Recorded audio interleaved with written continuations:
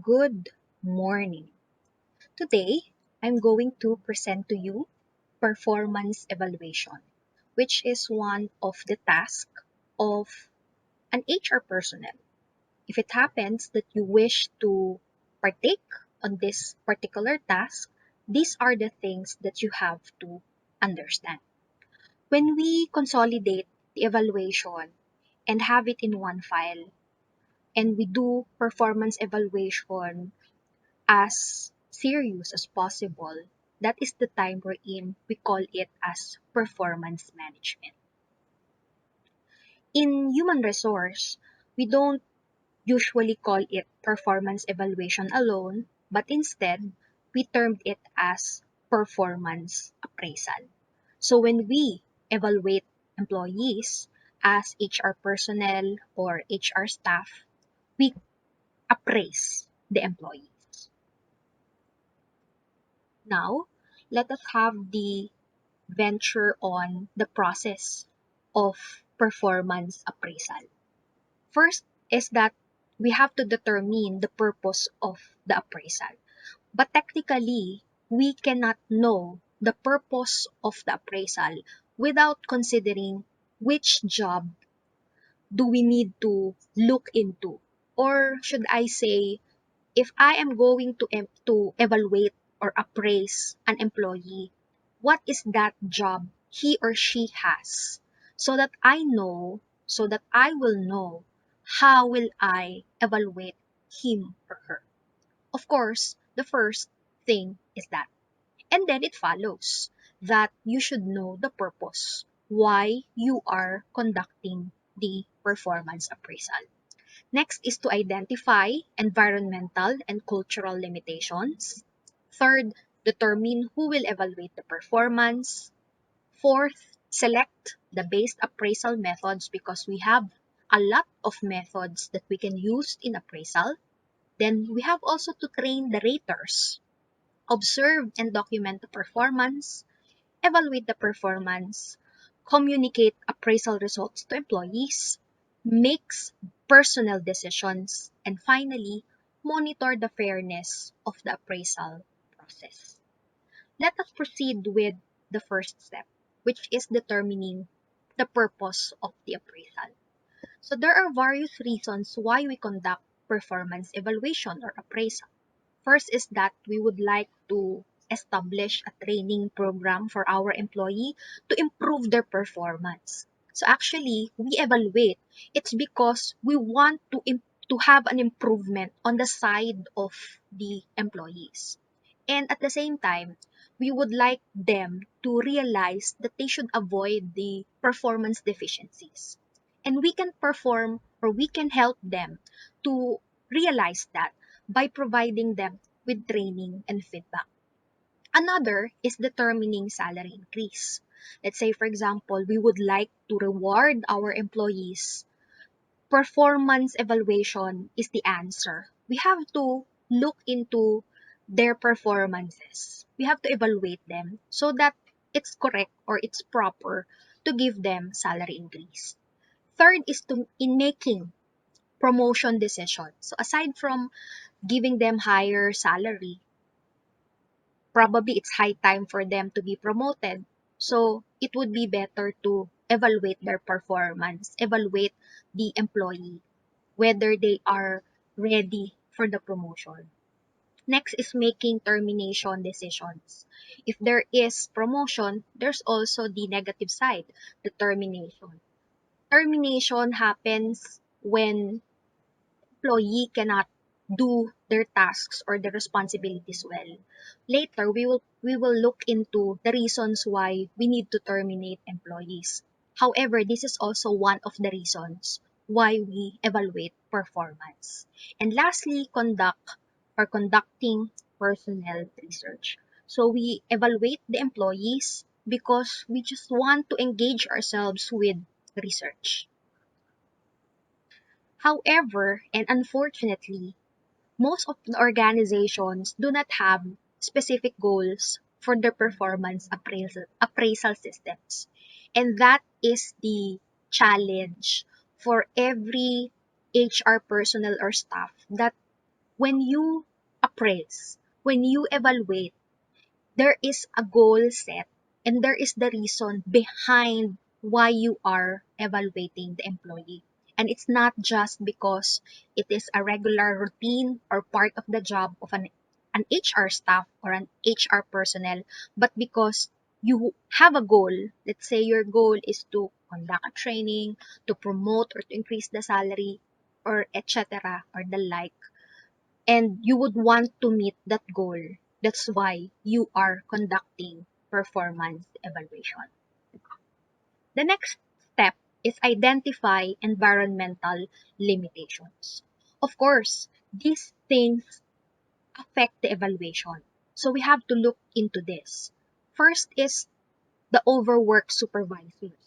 Once that the person is overworked, it may have an implication on how he or she evaluates somebody.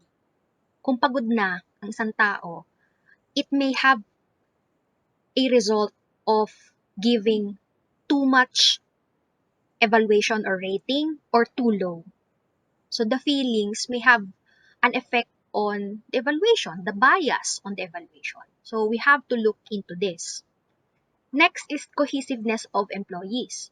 Let us take note that evaluation does not only come from the supervisor, though advisable and it is most appropriate that the evaluation of the employees really come from the immediate supervisor. However, there are different forms of evaluation wherein peers, self, subordinates can evaluate the employee. So let's say, for example, you task a peer to evaluate an employee. In one way or another, since he or she is a peer, it may have or it may result to a positive evaluation. If they have strong bond, the employee and the rater, it will influence the evaluation. Third step, determine who will evaluate performance. Who are the evaluators? So these are the sources of evaluation: the supervisor, the peers, subordinates, even customers can evaluate, and the self.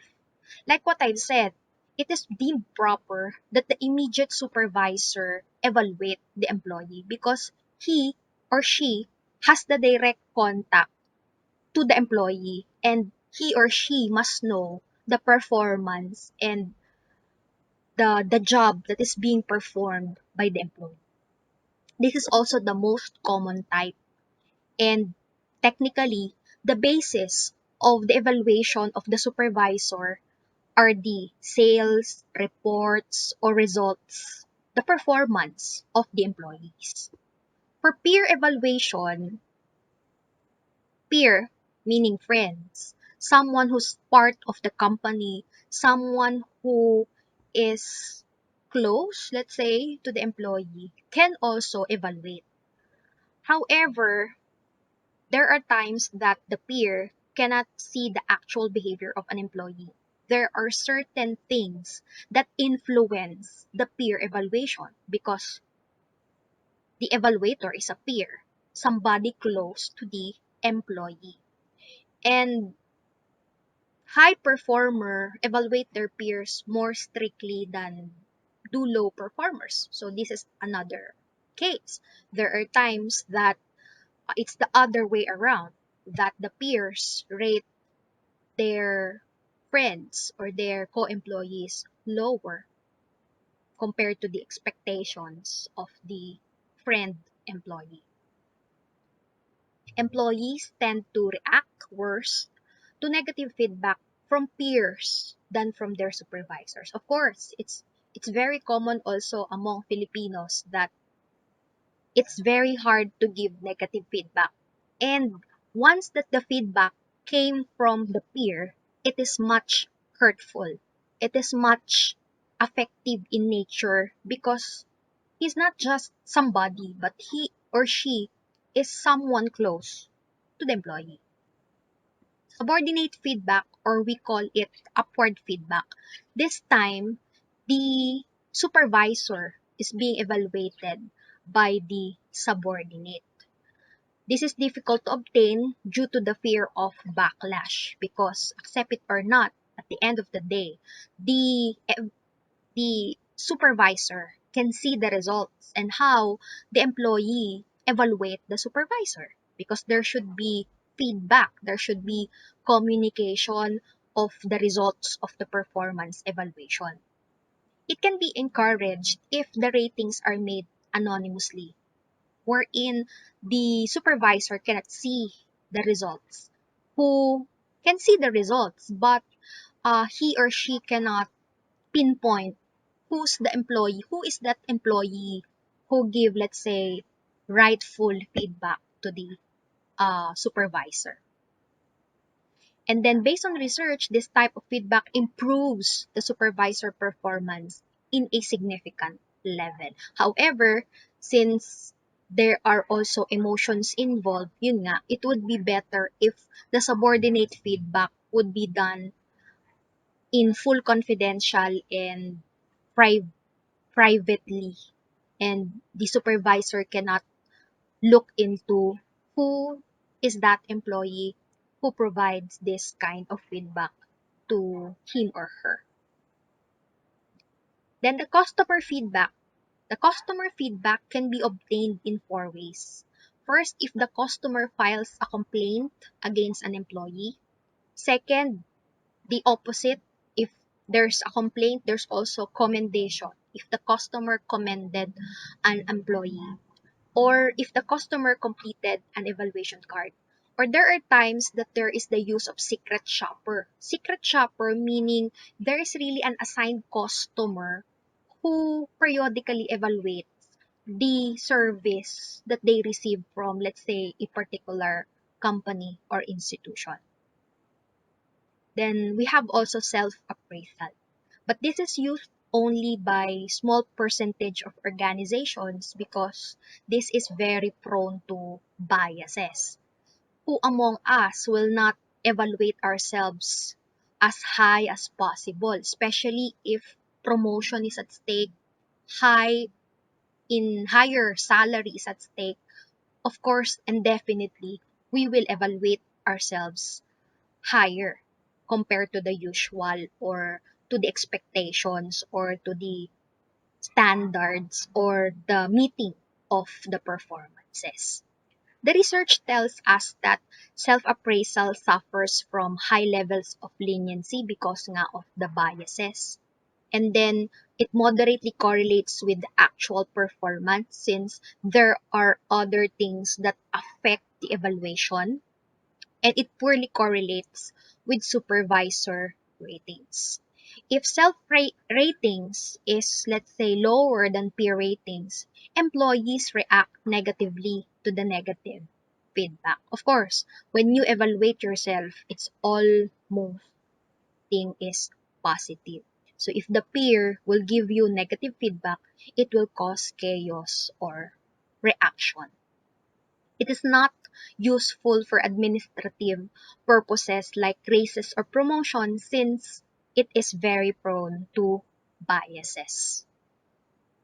In addition, performance evaluation of two supervisors has the highest agreement or relationship. So therefore, it is really deemed proper that the one who evaluates the employee is the supervisor, or better yet, two or more supervisors. We also have what we call 360-degree feedback or multiple source feedback. In here, almost all the sources of the evaluation are involved. You will get feedback from multiple sources: the supervisors, subordinates, peers, customers, or even self. This is excellent for training. However, this is not appropriate for determining salary increase because of the presence of, let's say, the self and the peer who are very more prone to biases. Next step, select the best appraisal method. There are two important decisions that we have to look into: the focus of the performance dimensions and the use of employee comparison or ranking, objective measures, or ratings. So let us look at the focus of the appraisal dimensions. So the focus of the evaluation can be trait focused, competency focused, task focused, goal focused, or contextual performance. When we talk about trait focused dimension, the concentration of the evaluation has something to do with the attributes of the employee, such as dependability, honesty, courtesy. As the name implies, the focus is on traits. However, it provides poor feedback because technically, when we evaluate a person in terms of trait, we only provide good traits because we don't want people to get hurt of our evaluation. So if it is for employee development and growth, it would be better to choose other forms of appraisal rather than the trait. Next is competency focus dimension. Competency, or can you still recall KSA, or the knowledge, skills, and abilities? This is easy to provide feedback and suggest steps necessary to correct deficiencies. Let's say there is a job and the person, the employee, is expected to be knowledgeable of that particular job. So if the person is not that knowledgeable or totally not knowledgeable of a particular job, it is very easy for you to identify his or her competence. And hence, you can provide, let's say, programs or interventions to better improve his or her knowledge to that particular job. Next is task focus dimensions. This is organized by the similarity of tasks that are performed. So as the name implies, the focus of the appraisal are the tasks. The tasks that are expected of you being an employee, let's say, of an organization. This also includes the competencies because technically you cannot perform the tasks if you are not that competent, if you don't have the knowledge, the skills, and abilities to perform the task at hand. Advantage: it is easier to evaluate performance than with other dimensions. However, this is more difficult to offer suggestions because it's very degrading on the part of the employee that there are deficiencies or there are wrong on his or her performance. For example, a police obtains a low score on court testimony. What are the reasons why he or she cannot provide good performance in the court? Is it due to lack of knowledge or too poor public speaking skills? So you don't know the dimension that you would improve on. Next is the goal focus dimension. Organize the appraisal on the basis of goals that need to be accomplished. When you are hired in a particular job or in a particular work, there are expectations on you. There are goals set by the organization which you need to accomplish. Let's say, for example, a police officer. So the police officer is expected to arrest or cite lawbreakers, ensure public safety, or finish shift without personal injury. So if these are met, meaning the appraisal in terms of goal is high. Let's say, for example, a teacher. Teacher has, of course, tasks related to be a teacher, to become a teacher, and there are expectations. If those expectations are met by the employee, in that example, the teacher, of course, the appraisal on the goal-focused dimension is high.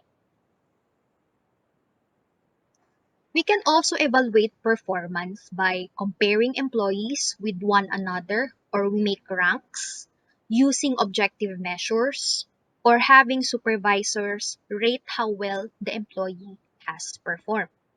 When we talk about employee comparison, employees are compared with one another instead of being rated individually on a scale. Actually, it's easy to evaluate an employee individually, but we can fully look into the performance if there is a point of comparison. Who among, let's say, the employees, let's say the 5 employees, perform better? There are 3 forms of employee comparison: ranked order, paired comparison, and forced distribution. When we talk about ranked order, this is the easiest and the most common method. Employees are ranked in order by their judged performance for each relevant dimension. Easily used when there are only a few employees to rank. If there are a lot of employees, this is very hard to execute. If you look at the table, there are 5 employees: Gail, Luis, Cynthia, Marvin, and Mike. And they are rated based on 3 dimensions: knowledge of the job, accuracy in performing their tasks, and the quality that they produce or provide as they perform their duties. And they are rated, they are ranked. And then afterwards, the supervisor or the rater gets the average. And you can see who's the first and the rest. So in here, you can see who performs better than the rest. Next is paired comparisons. This involves comparing each possible pair of employees and choosing which one of each pair is better employee. The drawback, however, is with large number of employees. The time necessary to make all of the comparisons becomes prohibited. There's a formula here wherein the number of comparisons is equal to the number of employees multiplied by the number of employees minus 1 divided by 2. Let's say, for example, we have Mike, Mel, Mackenzie, Miller, and May. So you have to compare them with each other. So first, si Mike, you have to compare them to the 4, and then Mel to the 4, Mackenzie to the 4, Miller, and then May. So in here, you can see who perform, let's say when Mike and Mel is being paired, you encircled, and then how many times they are encircled in the pairs would give us the idea that that person performed better. The forced distribution, aka the rank and yank method. This is a predetermined percentage of employees are placed into a number of performance categories. This time, you have specifications, low to excellent, and then you distribute the person who is low, who is below average, average, good, and excellent. However, we have to make sure that the curve, we try to recall the curve in statistics, the distribution should be normal curve. Rank and yank systems result in increased levels of organizational productivity, especially during the first few years in which the system is in place. Employees also consider forced distribution to be the least fair method because the distribution of the employee to each dimension primarily depends on the supervisor, how he or she views the person. At saka, what's the difference, let's say, between low and very low? So you have to look into that because that's part of the forced distribution. Drawback, in order to use forced distribution, one must assume that employees are normally distributed. This is what I mentioned a while ago. However, employee performance is distributed in a non-normal fashion due to a restriction of range. That's also the reason why this is the least fair method. Next, employee comparison. So the problem for employee comparison is that they do not provide information about how well an employee is actually doing. Okay. So for example, you have an employee at a production plant, and then he might be doing an excellent job. Then someone is, let's say, at the bottom or compared to him or her, so to one employee ay mas mababa yung kanyang performance. But then it doesn't mean na hindi maganda yung kanyang performance. So that could be one of the disadvantages of employee comparison. Kasi if we compare one with the other, may lalabas at lalabas na mas kesa dun sa isa. Pero we are not sure kung yung mapapalagay dun sa bottom doesn't perform his or her job properly. Next. Aside from comparison, we have objective measures. This is a second way to evaluate performance. So we evaluate the employees based on the quantity of work, quality of work, attendance, and safety. For quantity of work, it's just simple. Count the number of relevant job behaviors that take place. Halimbawa, you have a salesperson, so you count whether he or she meets the target or the quota. So it is important to realize that many factors determine the quantity of work other than an employee's ability and performance. So if this is just a simple way to evaluate, this is also very prone to biases because we cannot see how the employee arrives to that quantity of work. Pwedeng na pressure or why mababa yung quantity of work niya because of the environment, because of the supervisor, and all. Then quality of work, it measures job performance by comparing job behavior with the standard. So quality is usually measured in terms of error. Error mean any deviations from the standard. For example, a seamstress quality of work would be judged if we compare it with a model shirt. So yung mananahe, no pinagtahi mo, this is the model shirt, paano pag kinumpara mo yung output nung seamstress at saka nung model. So ano ang pagkakaiba?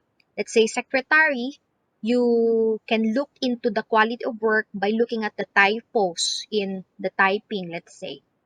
Then for the cook, if the dish that he or she cooks resembles the standard. Then aside from that, we have attendance. Attendance can be separated into three distinct criteria: absenteeism, tardiness, and tenure. Absenteeism, how much the employees or how many days do the employee or how many days na ang empleyado ay absent sa trabaho. Tardiness, the lateness in the job, of course it has impact on the evaluation. And tenure, whether the employee is permanent for how many years or the status is stuck on the job order or contract of service and the like. Both absenteeism and tardiness have obvious implications for the performance appraisal process. Of course, if there are a lot of absences, a lot of lateness in terms of the side of the employee, it may have an implication that the employee cannot perform well. Ang dami niyang absent, paano niya mape-perform well yung trabaho niya? Dami niyang late, hindi siya nakatapos kasi late siya. Tenure is used mostly for research purposes when evaluation or evaluating the success of selection decision. So, tama ba na siya ay ginawang permanent in a period of time? Tama ba na siya ay contract of service pa lang din? Or it may have an effect or implication doon sa absenteeism and tardiness. Then safety. So it has something to do with the capacity of the employees to follow safety rules. Kasi if the employees follow the safety rules, there's no additional compensation or cost that an organization needs. Kasi wala naman na break na rules, equipment, and it has an effect. Di ba? Kapag hindi nakasira ng gamit, so ibig sabihin maganda yung performance kasi alam yung ginagawa or alam kung paano maging safe kasi nasa loob ng organization. Safety is usually used for research purposes. Then performance rating, we can have graphic rating scale and behavioral checklists. When we talk about graphic rating scale, this is commonly used rating scale, easy to construct and use, highly susceptible to rating errors such as halo and leniency. If you look at it, there is a rating from poor to excellent, and then you have to rate the employees in terms of initiative, kung saan siya magfo-fall, poor to excellent, 1 to 5. Kaya lang, this is susceptible to errors kasi there are times that we rate an employee not because of that particular dimension, but it the employee has been evaluated because of other things rather than that particular dimension. Later, we will discuss more of the halo and the leniency. Behavioral checklist. This consists of a list of behaviors, expectations, or results for each dimension. So the checklist, you have to check, let's say you are the supervisor or the rater, concentrate on that behavior, whether it is being done or it has been performed by the employee. So as the name implies, behaviors. You check whether this behavior is present to the employee. Behavioral checklist may be behavior focused or result focused. When you talk about behavioral focus, the concentration is the behavior. If the employee performs correct behavior associated with the job. Of course, the advantage is increased amount of specific feedback that can be given to each employee. Pag result naman, the concentration is not the behavior, but the accomplishments, the performance itself. And however, this is susceptible to contamination. Contamination is the condition in which the criterion score is affected by things other than those under the control of employee. Or in experiments, we call this this is in comparison with extraneous variables. So let's say, for example, police officer. The police officer didn't able to write traffic citations because she patrols in an area in which there are few cars. So, paano nga naman magkakaroon ng traffic citations or violations kung kakaunti naman yung cars na dumadaan dun sa lugar na yun. Let's say sa bank, a teller may not be successful in getting customers to sign up for Visa cards because the interest rate of the bank is not competitive. So, it's not the problem of the employee but other concerns. Kaya ganun yung nangyari. So kapag dun mo siya in-evaluate, di contaminated na yung evaluation kasi hindi mo siya na-perform based dun sa actual performance niya, kundi naapektuhan kasi yung performance niya ng ibang bagay. Behavioral checklist, after considering the supervisor provides an overall rating of an employee's performance in each dimensions in 3 ways. First, comparison with other employees. Second, frequency of desired behaviors. And third, extent to which organization expectations are met. Comparison with other employees. So the supervisor rate the performance of the employee by comparing let's say, two employees' level of performance. So in here, you can easily identify who is more or who is better. So this reduces the problems of overly lenient or overly strict ratings. Lenient to to to errors. These are errors actually very low or very high yung iyong rating dun sa employees. Frequency of desired behaviors. Behaviors are rated based on the frequency with which they occur. So it is often difficult for a supervisor to distinguish between levels because you cannot determine what is the difference between always, almost always, and often. But this is also one way to evaluate. May desired behavior ka, gaano ka frequent ginagawa ng isang empleyado. Extent to which organizational expectations were met, it is perhaps the best approach because you are looking into the expectations that you set on that employee, whether the employee met that expectations. By the way, kapag naman na-hire siya during the hiring, the placement, hindi ba, sinasabi kung ano yung ine-expect ng organization sa kanya. And once na na-meet niya yon at during the evaluation ay check, check, check, edi mataas ang kanyang evaluation. Maganda ang kanyang evaluation. Next is evaluation of performance appraisal. The question is there is there a best method to evaluate? Of course, no. There's no best method to evaluate the performance appraisal. And these are the researches. Many supervisors who make ratings prefer many of the behavioral approaches because feedback from that one is easier to give and use to provide suggestions for feedback. Also, the greater the employee perception of the fairness of the performance appraisal system, the greater was their job satisfaction and commitment to the organization. And lastly, a meta-analysis was conducted which indicates that objective and subjective results are only slightly correlated. So the bottom line is there's no best method in evaluating performance appraisal methods, but it would really be important. It's important to consider fairness in appraisal, how you perform it, and how you give feedbacks to your employee or you to the one you give that evaluation with. So you have to train the raters kasi hindi naman basta-basta yung pag-evaluate. We have what we call frame of reference training.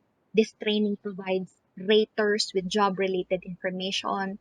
They have to practice paano ba mag-rate, paano maiwasan yung mga biases, and of course, the most important thing, I guess, is with this training, what will happen to the employee. And therefore, there should be minimal errors on the side of the rater. Next is observe and document performance. We have critical incidents method. The supervisor records employee behaviors that were observed on the job. So it can be positive or excellent or poor employee performance. And let's say, for example, there are collections of negative performance, edi it's high time for the supervisor to present the review to the employee. Reasons why documentation is important. First, it forces a supervisor to focus on employee behavior rather than traits.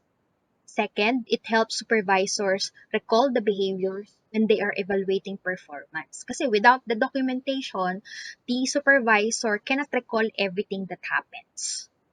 Third, provides example to use when reviewing performance rating with employees. Let's say the employee unfortunately got terminated. So you can cite why you terminate the person. You give examples.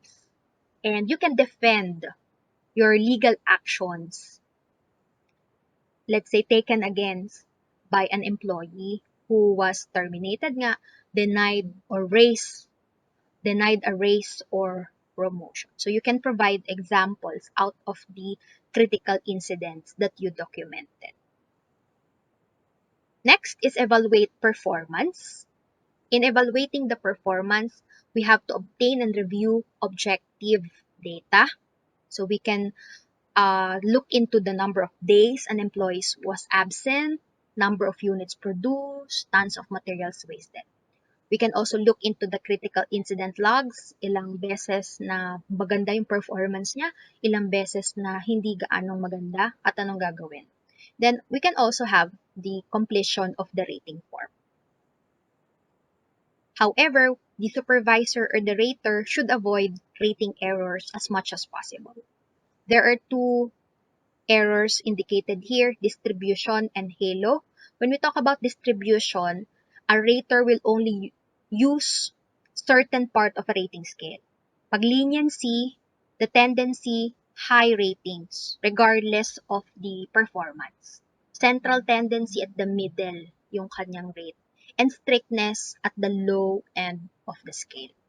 Halo errors, it occurs when a rater allows a single attribute or an overall impression of an individual to affect the ratings that makes on each job dimension. So, hindi yung performance yung na-evaluate, kundi yung ibang bagay na natandaan mo doon sa tao o doon sa empleyado. So, this occurs when the rater or the supervisor has a little knowledge on the job, he or she is not familiar with the person, so parang hindi yung actual performance yung na-rate. Another, proximity errors, contrast errors, and assimilation. Proximity, it occurs when a rating on one dimension affects the rating made on the dimension that immediately follows it on the rating scale. So, kung meron kang behavior checklist, yung unang tanong naka-apekto doon sa pagre-rate mo sa mga susunod. Kung mataas siya doon sa unang tanong, edi naka-apekto yon doon sa mga susunod na mga questions. Contrast errors, it occurs when the rating of one person is influenced by the performance rating of a previously evaluated person. So, kung maganda yung performance evaluation nung nauna sa'yo, maaari itong maka-apekto sa'yo kasi ikaw na yung susunod na i-evaluate. Or vice versa. If the rating of the ones previously evaluated is not good, it may have an effect to you, hindi rin good or high yung rating sa'yo. Assimilation. The raters base their rating of an employee on the ratings the rater gave during a previous period. There are times that the supervisor look into the previous rating of the previous, let's say, supervisor. So, kung maganda yung performance evaluation ng dating boss, pwedeng yung supervisor ay maganda rin yung ibigay na rating kahit hindi naman maganda yung sa tingin niya kasi na-influensyahan ng dating evaluation ng tao. Recency effect, of course, first impression lasts. Kaya nga, in the first period daw, kailangan magpakitang gilas because recent behaviors are well remembered by supervisors. So, yun yung tumatanim sa isip. So, during the time of evaluation, hindi na nakita yung ibang aspeto ng performance kasi tumaning sa isip na magaling na siya, let's say, nung simula.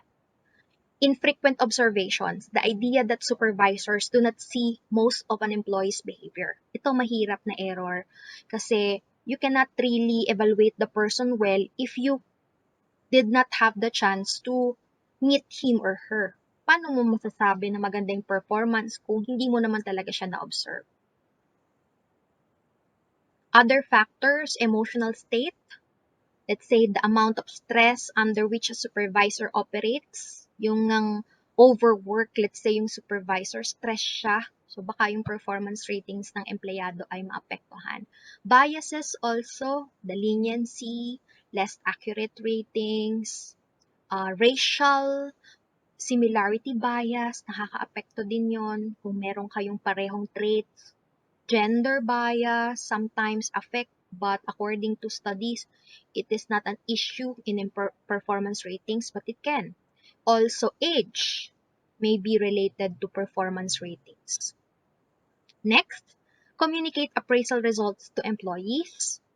How do we communicate the results? You have the evaluator, the supervisor must meet the employee personally to discuss the results. And in the communication, the supervisor must mention what is that performance appraisal all about, how it was conducted, how it was processed, and what is really the goal or the need for the employee to understand the evaluation and eventually improve the performance. We have what we call feedback sandwich because most of the time, the evaluation is positive. So yung feedback sandwich, the format is that, let's say, you say first the positive, and then you give the negative, and then you give a challenge to the employee that those negative can be changed naman, can be altered. So, feedback sandwich ng tawag. Hindi yung negative lahat yung sinabi because it may unmotivate the employee. So at least feedback, sandwich. Parang hindi pag parang ano, isa-sandwich mo yung negative feedback ng empleyado. Yun nga, it can be a format. Express first the positive and then the negative and then challenge that there is a chance to change the negative performance. O yung feedback ay pwede namang maging positive feedback. Next, terminate employees. I think this is one of the most heartbreaking part for the supervisor if the employees will be terminated. There are times that we have to terminate employees. And employees have, or employers rather, have the right to hire employee at will and without any specific cause. The reason behind this employment at will doctrine is that yung ngang employees, they are free to quit their job. So same as goes with the organization. Though it only happens in private sectors, kasi sa mga public sectors, mga government, there are contracts that we have to abide or follow. Legal reasons for terminating employees: probationary period, violation of company rules, inability to perform, and layoffs.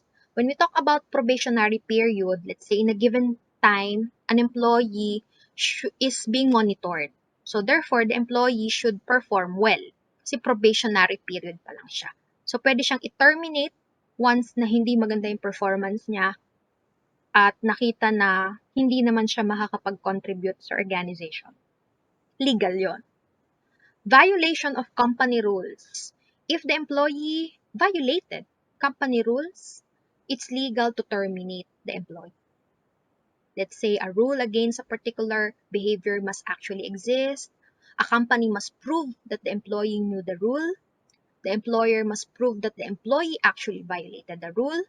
Then the rule has been equally enforced and the extent to which the punishment fits the crime. So, if the employee violated the rules, kailangan i-consider din tong mga legalities na to. May written rule, na-prove na yung empleyado ay alam yung rule, na-violate talaga ng empleyado yung rule na yon, kung sino man ang maka-violate ng rule na yon ay merong parusa talaga, may punishment that is applicable to everybody. Then, inability to perform. Of course, employees can be terminated if he or she cannot perform the job. The reason why you are there on an organization is that you have to perform tasks, you have to perform the job. If you cannot perform, the employer organization can terminate you. And then layoff or the reductions in force. Employees can be terminated if it is in the best economic interest of an organization to do so. Nalulugi na yung kumpanya, kailangan magbawas ng empleyado, walang choice but to terminate an employee. Even if the employee performs so well, the organization cannot sustain too much employees in the organization, the employee can be terminated. So how do we terminate? There should be termination meeting. Let us take note of prior to the meeting, during the meeting, and after the meeting.